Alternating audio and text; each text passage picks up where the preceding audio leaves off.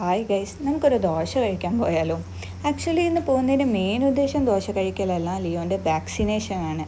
Actually ലിയോക്ക് ഇപ്പോൾ 13 months ആയി. ഇത് 12 month വാക്സിനേഷനാണ്. ഞങ്ങളൊരു 1 month ഡിലേ ആണ്. അവൻ നല്ല ഹാപ്പി ആയിട്ട് ഇരിക്കുക. അപ്പോൾ അവത്തിന് അറിയില്ലല്ലോ അവനിപ്പോൾ ഇഞ്ചക്ഷൻ വെക്കുന്നു. ഈ ശ്രാവൺ എന്തെങ്ങനെ ദേഷ്യപ്പെട്ടിരിക്കുന്നതെന്ന് എല്ലാവരും വിചാരിക്കുന്നുണ്ടാവും. ആക്ച്വലി ഞങ്ങൾ ഈ പുറത്തേക്ക് ഇറങ്ങുമ്പോൾ എപ്പം പറയുന്ന ഒരു ടോപ്പിക്കാണ് ഇവിടുത്തെ ആളുകളുടെ ഡ്രൈവിങ്ങിനെ കുറിച്ച്. എല്ലാവരും നല്ല പ്രോ ഡ്രൈവേഴ്സ് എല്ലാം ആണ്. ലേഡീസ് എല്ലാം കാർ ഓടിക്കുന്നത് കാണുമ്പോൾ ഞാനെല്ലാം ഞെട്ടിയിരിക്കും. ഈ കാറും ഒക്കെ ഇവർ ഭയങ്കര കൂളായിട്ട് ഓടിക്കുക. പക്ഷേ എന്താണെന്ന് വെച്ചാൽ ആരും ഇവിടെ ഒരു ട്രാഫിക് റൂളൊന്നും ഒബേ ചെയ്യുന്ന പോലെ എനിക്ക് തോന്നിയിട്ടില്ല. എല്ലാവരും തോന്നുന്ന പോലെ വണ്ടി ഓടിക്കും. 2 വീലർ ഓടിക്കുന്നവരാണെങ്കിൽ ഒരാളും ഹെൽമെറ്റ് ഇട്ട് ഞാൻ ഇതുവരെ കണ്ടില്ല. പിന്നെ മുന്നിലുള്ള ലേഡി തന്നെ കണ്ടില്ല, ബാക്കോട്ട് തിരിഞ്ഞിരിക്കുന്നു. അവളെ ഇഷ്ടത്തിന് ഓടിച്ചു. അങ്ങനെ പറഞ്ഞ് ലിയോയുടെ ഹോസ്പിറ്റലിലെത്തി. ഇതാണ് കപില ഹോസ്പിറ്റൽ. ഇവിടെ ഹോസ്പിറ്റലിലെ പേരെല്ലാം നല്ല രസമാണ്, കപില, ബഡിയാൽ. എന്തായാലും ഇതാണ് ലിയോയുടെ ഹോസ്പിറ്റൽ. ഇവിടെയാണ് ഞങ്ങൾ ലിയോക്ക് എന്തെങ്കിലും അസുഖം വന്നാലും വാക്സിനേഷനും എല്ലാം വരും. നല്ല ഹോസ്പിറ്റലാണ്. പിന്നെ ഗൈസ്, ലിയോ നടന്നു തുടങ്ങി. അവനിപ്പോൾ പിടിച്ചാൽ കിട്ടത്തില്ല. അവൻ്റെ ഇഷ്ടത്തിന് പോകും. ഇതെവിടുന്നോ ഞാൻ പിടിച്ചു കൊണ്ടുവരുന്നത്.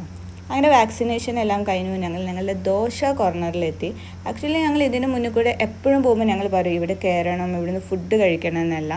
അങ്ങനെ ലാസ്റ്റ് ഇന്നാണ് ആ ദിവസം ഞങ്ങൾ ഇവിടെ ഫുഡ് കഴിക്കാൻ വേണ്ടി കയറി. ഉള്ളിൽ കയറിയപ്പോൾ എനിക്ക് പിന്നെ ദോശ കഴിക്കാനുള്ള വലിയ മൂടൊന്നുമില്ലായിരുന്നു. പിന്നെ എനിക്ക് ഇഡ്ഡലി ഇഷ്ടമാണ്. പിന്നെ ഞാൻ എനിക്ക് 2 ഇഡ്ഡലി മതിയെന്ന്. എൻ്റെ ശ്രാവൺ ഓർഡർ ചെയ്തത് ബട്ടർ ദോശയാണെന്ന് തോന്നുന്നു. ഒനിയൻ ദോശ ചോദിച്ചു, പക്ഷേ അത് അവിടെ ഇല്ലായിരുന്നു. പിന്നെ ഞങ്ങൾ നല്ല ആകാംക്ഷയോടെ വെയിറ്റ് ചെയ്തിരിക്കുമായിരുന്നു ഇഡ്ഡലി കഴിക്കാമല്ലോ എന്നുള്ള മൈൻഡിൽ. അവൻ്റെ അമ്മേനെ മതി, എന്നെ കെട്ടിപ്പിടിക്കുക അമ്മ എന്ന് പറഞ്ഞ് എൻ്റെ അടുത്തേക്ക് വന്നു. ഓർഡർ ചെയ്ത് വലിയ ഇഡ്ഡലിയൊന്നും വന്നിട്ടില്ല. വേഗം തന്നെ ദോശ വന്നു, ഇഡ്ഡലിയും വന്നു. പക്ഷേ ഗൈസ്, ഇഡ്ഡലി എന്ന് പറഞ്ഞാൽ പക്ക അബദ്ധമായിരുന്നു. ഒരു ടേസ്റ്റും ഇല്ലായിരുന്നു. എനിക്ക് അപ്പം എൻ്റെ വീട്ടിൽ അമ്മ ഉണ്ടാക്കുന്ന ഇഡ്ഡലിയെല്ലാം ഓർമ്മ വന്നു. എന്തൊരു ടേസ്റ്റ് അതൊക്കെ.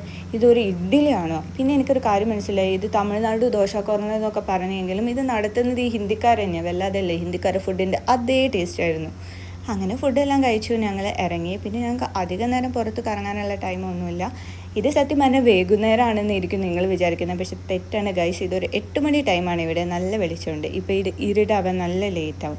അങ്ങനെ ഞങ്ങൾ വേഗം പറപ്പിച്ചു വിട്ടു. അങ്ങനെ ഞങ്ങൾ ആർമി ക്യാൻറ്റീനിലെത്തി.